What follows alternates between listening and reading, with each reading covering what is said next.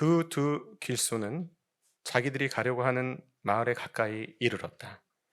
그런데 예수께서는 더 멀리 가는 척 하셨다. 그러자 그들은 예수를 만류하여 말하였다. 저녁 때가 되고 날이 이미 저물었으니 우리 집에 묵으십시오. 예수께서 그들의 집에 묵으려고 들어가셨다. 그리고 그들과 함께 음식을 잡수시려고 앉으셨을 때에 예수께서 빵을 들어서 축복하시고 떼어서 그들에게 주셨다. 그제서야 그들의 눈이 열려서 예수를 알아보았다. 그러나 한순간에 예수께서는 그들에게서 사라지셨다. 그들은 서로 말하였다. 길에서 그분이 우리에게 말씀하시고 성경을 풀이하여 주실 때에 우리의 마음이 우리 속에서 뜨거워지지 않았습니까? 그들이 곧바로 일어나서 예루살렘에 돌아와서 보니 11제자와 또 그들과 함께 있던 사람들이 모여 있었고 모두들 주님께서 확실히 살아나시고 시몬에게 나타나셨다 하고 말하고 있었다. 그래서 그 두 사람도 길에서 겪은 일과 빵을 떼실 때에 비로소 그를 알아보게 된 일을 이야기하였다. 이는 하나님의 말씀입니다. 하나님 감사합니다. 그리스도인으로 살아오면서, 특히 성경 읽는 그리스도인으로 살아오면서 제가 새삼스럽게 감사하는 것이 있습니다. 새삼스럽게라는 말은, 그러니까 전에는 잘 의식하지 못하다가 문득 그 진가를 깨닫고 그렇게 새삼스럽게 감사했다라는 말이겠죠. 그것은 특히 하나님께서 예수 그리스도의 이야기를 우리에게 전해주시기 위해서 훌륭한 저자들을 선택하셨다라는 사실에 대한 감사입니다. 제가 오늘 특별히 감사하는 사람은 복음서 기자인 누가입니다. 예수님과 관련된 이야기 중에서 다른 데는 안 나오고 오로지 누가복음에만 나오는 이야기들이 제법 많이 있습니다. 제가 대표적인 거 3개만 꼽아보도록 하겠습니다. 선한 사마리아인의 비유. 기독교인이라면, 혹은 기독교인이 아닌 사람들도 다 들어봤을 그 비유가 누가복음에만 나옵니다. 또 탕자의 비유. 아버지 재산을 가지고 먼 곳에 가서 다 탕진하고 돌아온 둘째 아들 이야기가 누가복음에만 나옵니다. 또 아이들이 아주 좋아하는 삭개오 이야기. 이것도 누가복음에만 나오는 이야기입니다. 그러니까 그 이야기가 없는 복음, 우리가 상상할 수 없는 그런 이야기들을 누가만이 들려주고 있다라는 사실이죠. 게다가 복음서 다음에 나오는 사도행전 28장까지 있는 긴 분량의 사도행전도요, 누가의 작품입니다. 성령의 능력 안에서 교회가 세워지고 복음이 전파되는 박진감 넘치는 이야기도 누가의 기록을 통해서, 오직 누가를 통해서 우리에게 전달되고 있다, 이겁니다. 그러고 보니 누가가 없었으면 큰일 날 뻔했다, 이런 생각이 들지 않으십니까? 다른 데 없는 이야기를 누가가 들려주고 있다. 그것이 제가 누가에게 특별히 고마워하는 이유입니다. 그런데 그것만이 아닙니다. 그에 못지않게 놀라운 것은 누가가 이야기를 풀어내고 있는 그 방식과 분위기, 혹은 또 문체, 이렇게 얘기할 수 있겠습니다. 그럼 똑같은 내용도 왜 누가 얘기하면 그렇게 지루하고 누가 얘기하면 흥미진진할까요? 똑같은 얘기도 제 아내가 종종 그런 얘기를 해요. 손성현 목사 얘기하면 재미가 없고 김기성 목사님 얘기하면 그렇게 재밌대요. 누가 이야기하느냐에 따라서 이야기의 분위기가 달라집니다. 그런데 누가의 글은 독자의 마음을 사로잡는 서사의 흐름이 있구나라는 사실을 우리가 알게 됩니다. 그리고 거기에 복선이 있습니다. 앞에서 무슨 말을 쓰면은 이유가 있어요. 뒤에 이래서 그 단어를 썼구나 라는 걸 알게 되는 복선이 있습니다. 그런가 하면 반전이 있어요. 예상치 못했던 결과가 나와가지고 깜짝 놀라면서 감탄하게 되는 그런 장면이 누가복음, 사도행전의 곳곳에서 발견되는 것입니다. 그래서 저는 글 쓰는 사람으로서 누가가 부러울 때가 많습니다. 그런 누가가 들려주는 예수님의 부활 이야기, 그리고 그 부활 이후에 일어난 여러 가지 사건들에 대한 기록들 중에서 단연 압권으로 꼽히는 것이 바로 오늘의 본문이 들어있는 엠마오라는 마을로 가는 두 제자 이야기입니다. 이 이야기도 누가복음에만 나오는 이야기예요. 그 이야기가 이렇게 시작됩니다.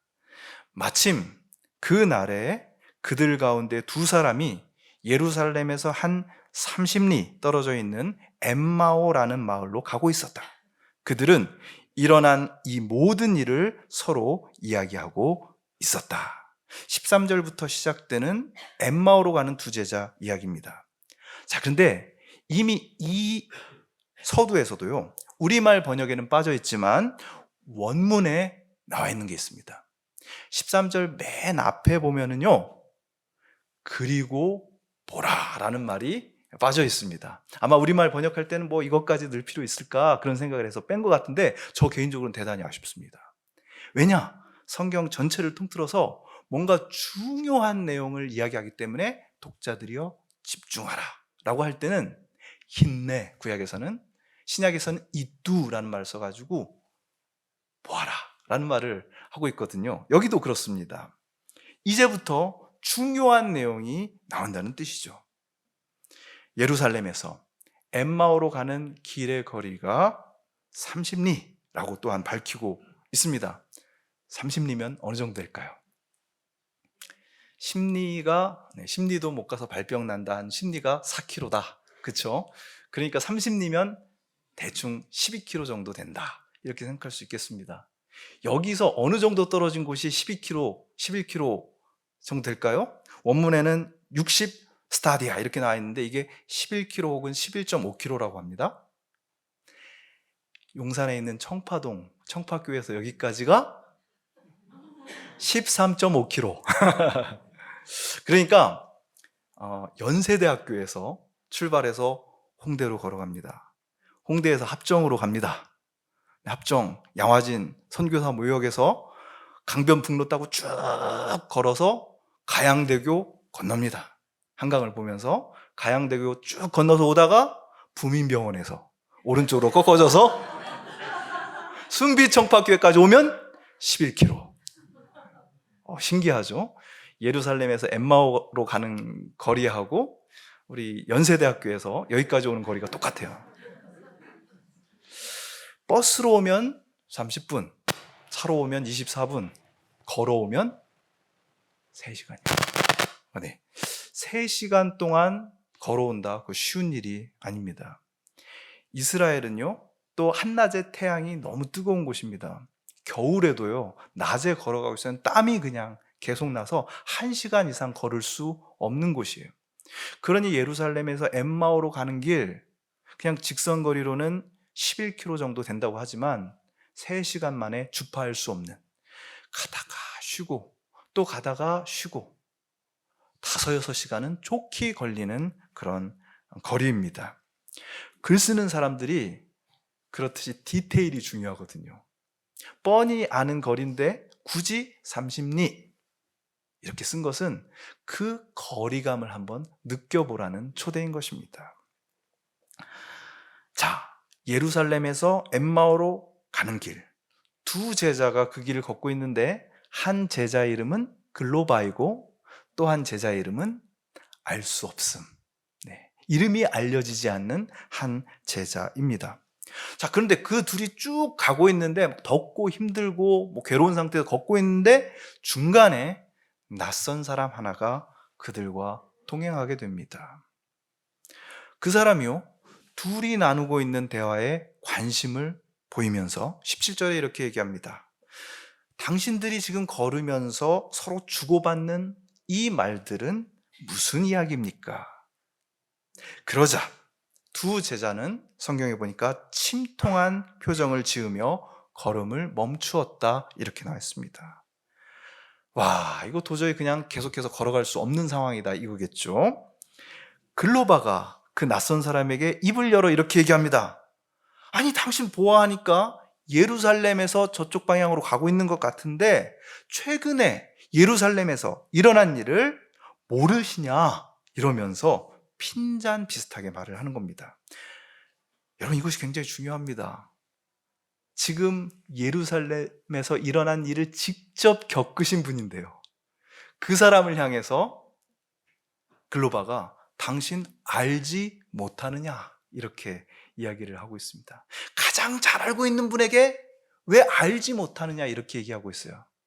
그 사람이 바로 알지 못하는 사람이었습니다. 글로바가 얘기합니다. 우리들이 구원자라고 믿었던 예수님께서 유대 지도자들에 의해서 사형 선고를 받고 비참하게 돌아가셨어요. 사흘 뒤에는 그분의 시체마저도 사라졌습니다.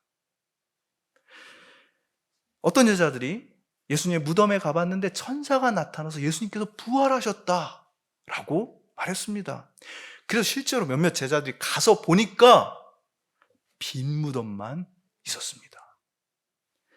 여러분, 이 이야기를 마무리하면서 글로바가 한 말이 또한 압권입니다.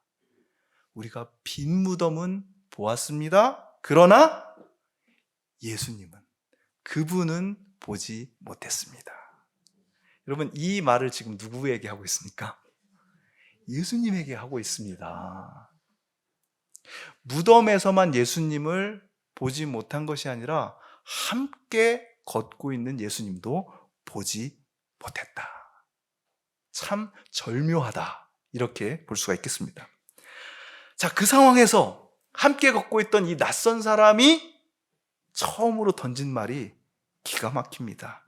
25절에 보니까 당신들 참 어리석은 사람들입니다. 예언자들이 말한 모든 것을 믿는 마음이 그렇게도 무디니 말입니다. 저는 이 번역을 읽으면서 참 번역하신 분들이 너무 점잖은 분들이다 이렇게 생각했습니다. 그리스어 원문의 아노에토이라는 말은요, 생각 없는 것들, 누스, 생각이 없다라는 뜻입니다. 생각 없고 어리석은 사람의 복수형이에요. 그래서 점잖은 번역으로 유명한 영어 번역 킹 제임스 번역도 이렇게 번역했어요. O fools, 이 바보들, and slow of heart to believe all that the prophets had spoken, 이렇게 얘기했어요. 마음이 느려요, 무뎌요. 오, 생각 없는 것들, 미련한 녀석들, 마음이 느리고 둔한 사람들아. 여러분들이 누군가랑 이렇게 대화를 하고 있는데요, 그 이야기를 가만히 듣고 있다가 처음 던지는 말이 이 생각 없는 그렇게 하면은 대화는 끝납니다. 그렇죠? 아니, 내가 이렇게 열심히 얘기하고 있는데 나보고 생각이 없다니, 미련하다니, 어떻게 대화가 지속될 수 있겠어요? 그럼 여러분, 잘 생각해 보십시오. 딱 하나 예외가 있습니다. 그것은 여러분을 진심으로 사랑하고 여러분을 아끼고 좋아하는 친구가 내 안에 있는 문제를 보면서 착심하고 그것을 지적하기 위해서, 손성현, 너 바보같이 왜 그래? 왜 그렇게 생각이 없어? 이렇게 얘기할 때입니다. 내 문제를 딱 지적하면서 당장은 기분이 나쁘겠죠. 그러나 그 말을 해주는 사람이 나에게 소중한 사람, 내 문제를 어쩌면 나보다도 더 정확하게 짚어낼 수 있는 사람이기 때문에 우리는 그 진정성의 마음을 열고 그 말을 들을 수 있게 되는 겁니다. 그 목소리가요, 군더더기 하나 없는 진실을 단호하게 짚어줍니다. 26절입니다. 그리스도가 마땅히 이런 고난을 겪고서 자기 영광에 들어가야 하지 않겠습니까? 여러분, 이 말을 제자들이 모르고 있었을까요? 구약의 예언서들을 쭉 읽으면서 이런 말을 한 번도 들어본 적이 없었을까요? 천만에요. 여러 번 들었을 겁니다. 예수님도 십자가에 못 박히시기 전에 여러 번 인자가 고난을 받아야 한다라고 라고 얘기해 주셨어요. 고난 없이는 영광이 없다. 십자가 없이는 부활이 없다. 여러분, 이런 말, 이런 고백을 우리는 머리로 다 잘 알고 있습니다. 머리로는 알고 있는데 진짜 내 삶에는 마음으로 와닿지 않을 때, 일상이 너무나 힘들어서 갑작스러운 고통이 찾아왔을 때, 또 오랜 무기력의 터널 속에 있을 때, 우리는 머리로는 이미 들어서 알고 있지만 우리의 가슴을 치는 그 메시지를 보지 못하고 듣지 못하곤 합니다. 그런 우리의 보지 못함을 깨뜨리시는 목소리, 번쩍이는 말씀의 빛으로 우리의 어두운 어리석음을 깨뜨리시는 주님의 목소리를 꼭 들으시는 여러분 되기를 축원합니다. 그래야 삽니다. 고난을 통해 영광에 들어가신 그리스도께서 여러분에게도 이렇게 말씀하십니다. 너의 아픔, 너의 고통과 너의 눈물, 너의 고난이 마침내 너를 영광으로 인도할 것이다.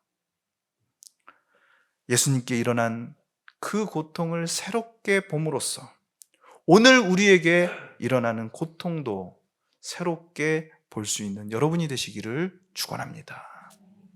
흥미롭게도, 너무 흥미롭게도 매력적이지 않습니까? 이 누가라는 저자. 예수님이 성경의 이야기를 쭉 풀어서 설명해 주신 다음 28절에 보니까 더 멀리 가는 척 하셨다. 이거 어떻게 알았을까요? 그렇게 보인 거죠. 그런데 이게 중요합니다. 두 제자가요, 예수님을 꼭 붙잡습니다.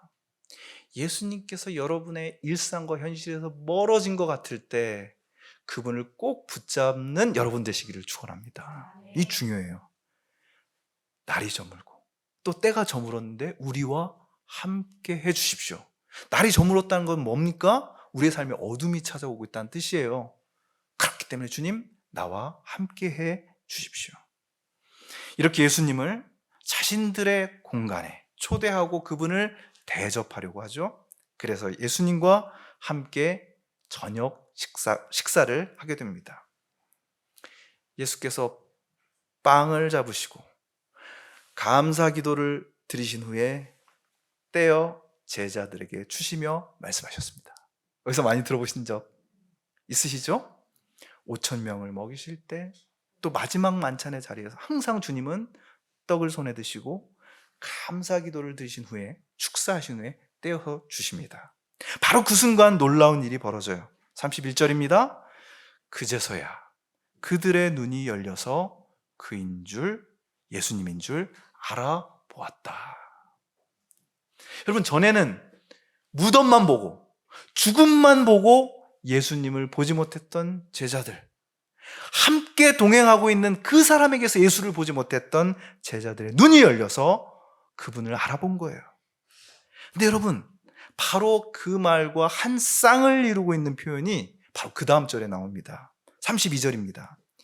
길에서 그분이 우리에게 말씀하시고, 지금 두 사람이 이야기하는 거예요. 성경을 풀이하여 주실 때 우리의 마음이 속에서 뜨거워지지 않았습니까? 이렇게 말하는데, 여기서 풀이하여 주실 때 라는 말의 원문이요, 열어 주실 때입니다. 31절에서 그들의 눈이 열려서, 32절에서 열어 주실 때. 누가는 보지 못하던 제자들이 보게 된 사건, 알지 못하던 제자들이 알아보게 된 사건을 강렬한 이미지로 보여주기 위해서 열렸다, 열어주셨다 라는 단어를 의도적으로 포개어 놓고 있는 것입니다. 예수님께서 저와 여러분에게 성경의 말씀을 활짝 열어주시기를 원합니다. 그래서 우리의 눈이 예수님을 향해 환히 열리기를 원합니다. 여러분, 이 열어주심과 열림의 체험, 그것을 통해서 새로운 생명을 맛보는 것, 이것이 여러분의 간절한 기도 제목이 되기를 바랍니다. 우리가 기도할 수 있죠. 주님, 내 삶에 이게 부족합니다. 이거 채워주세요. 이거 잘 돼야 됩니다. 이루어주세요. 기도할 수 있습니다. 그래 여러분, 일주일에 한 번, 하루에 한 번 꼭 기도하시길 바랍니다. 주님, 나에게 당신의 말씀의 신비를 열어 주시옵소서. 내 마음을 열어 주십시오. 여러분, 이것만 있으면 여러분 살 수 있습니다. 어떤 상황에서도. 바로 그것을 체험한 순간 두 사람이 너무나 아름다운 고백을 하죠. 길에서 그분이 우리에게 말씀하시고 성경을 열어주실 때 우리의 마음이 우리 속에서 뜨거워지지 않았습니까? 말씀을 읽으면서 그 말씀의 의미를 느끼고 그 말씀이 오늘 나를 향해 강력하게 도전해 오는 것을 느끼면서 마음이 뜨거워졌다. 여러분, 그래서 뜨거운 마음으로 울 수 있었던 그때가 언제였습니까? 마지막이 언제였습니까? 혹시 까마득한 과거의 일이 되어버리지는 않았습니까? 그 뜨거움을 회복하는 여러분 되기를 축복합니다. 그래서 이 냉랭한 시대, 이 소란스럽고 답답하고 암담한 시대를 이겨낼 수 있는 힘을 얻으시길 축원합니다. 두 제자가요, 바로 그 힘으로 다시 11km를 걸어서 예루살렘으로 돌아갑니다. 주님의 살아계심을 증언하는 사람이 된 거예요. 내 삶의 고통, 깨어짐, 무너짐, 잔인한 상처만 남아 있었던 그 예루살렘, 그래서 도피하고 싶었던 그곳으로 다시 들어가는 거예요. 언제? 주님께서 우리에게 말씀의 신비를 열어주시고 우리의 눈이 열려서 비로소 그분이 예수님임을 알아보게 된 그때입니다. 그 순간을 갈망하십시오. 그 순간을 갈망하면서 오늘 누가가 말하는 것처럼 함께 걷고 함께 말씀을 고민하고 함께 이야기하고 음식을 나누는 공동체. 그게 뭘까요? 교회입니다. 누가의 탁월하고 독보적인 부활 이야기가 우리에게 그것을 가르쳐주고 있는 겁니다. 오늘은 특별한 날입니다. 오늘 우리 순피청파교회, 은평청파교회, 세종청파교회, 그리고 청파동에 있는 청파교회는 아주 특별한 감사를 하나님께 올려드립니다. 지난 30여 년 동안 청파교회 강단을 통해서 그리스도의 십자가와 부활의 복음을 먼저는 청파의 공동체를 위해서, 나아가 온 세상을 향해서 탁월하고 독보적으로 선포하고 가르쳐 주셨던 김기성 목사님의 은퇴를 맞아서 우리는 하나님께 진심으로 감사하게 됩니다. 하나님께서 신실한 종을 우리에게 허락해 주셔서 하나님의 말씀을 그야말로 새롭게 볼 수 있게 해주셨어요. 김기성 목사님 처음 쓰신 책의 제목이 새로 봄이라는 사실이 새롭게 저에게 다가옵니다. 신약성경에서 누가만의 시선, 누가만의 탁월한 문체, 그 유려한 대하장관 같은 이야기의 흐름을 통해서 모든 세대의 크리스천들이 예수님의 이야기를 아름답게 향유할 수 있게 된 것처럼 우리는 김기성 목사님의 설교와 글을 통해서 오늘 우리 시대 나에게 말 건네오시는 하나님의 말씀을 새롭게 듣고 새롭게 감동할 수 있었습니다. 여러분, 참 다행 아닌가요? 목사님이 없었다면 듣지 못했을 이야기들, 그분이 없었다면 읽지 않았을 책들, 그리고 그분을 통해서 비로소 우리에게 생생한 현재가 된 수많은 놀라운 통찰들, 우리는 그것을 기억하면서 하나님께 온 마음으로 감사드립니다. 하나님께서는 언제나 우리에게 함께 걸을 사람을 허락해 주시는 줄 믿으시기 바랍니다. 누가복음 24장은 함께 길을 걸으며 서로 이야기를 나누는 가운데 부활하신 예수님을 만난 장면을 생생하게 그려내고 있습니다. 다행입니다. 저와 여러분에게도 그런 동행이 있습니다. 우리는 그분과 누군가와 함께 걷고 이야기하고 말씀을 나누고 밥을 나누면서 예수 그리스도를 알아보게 될 것입니다. 부활하신 예수님께서 나와는 무관한 어떤 분이 아니라 나와 내 곁에 있는 사람의 삶으로 들어오셔서 우리를 살려내시는 분임을 우리는 알아보게 될 것입니다. 마침내 비로소 그분을 알아보게 된 일, 그것이 우리의 부활입니다. 오늘 주신 말씀 기억하면서 잠시 침묵 가운데 거듭의 기도 드립니다. 주님, 참 어리석은 저희들입니다. 뭘 믿어야 하는데 그 마음이 너무나 느리게 움직이는 더디기만 한 우리들입니다. 그런 우리를 홀로 걷지 않게 곁에 와서 함께 걸어주시면서 우리에게 당신의 이야기를 들려주시니 감사합니다. 또한 이런 우리에게 함께 걷고 함께 이야기하고 함께 밥을 먹으면서 신앙의 길 걸어갈 수 있는, 서로를 격려할 수 있는 이 교회를, 교우들을 허락해 주셔서 감사합니다. 우리가 이곳에서 함께하는 시간을 통해서 말씀의 깊은 뜻이 환히 열리고 우리의 눈이 활짝 열려서 마음 깊은 곳이 뜨거워지는 체험을 하게 하여 주시옵소서. 그 뜨거움으로 우리의 일상을 힘있게 지혜롭게 살아가는 증인이 되게 하여 주시옵소서. 예수님의 이름으로 기도하옵나이다. 아멘.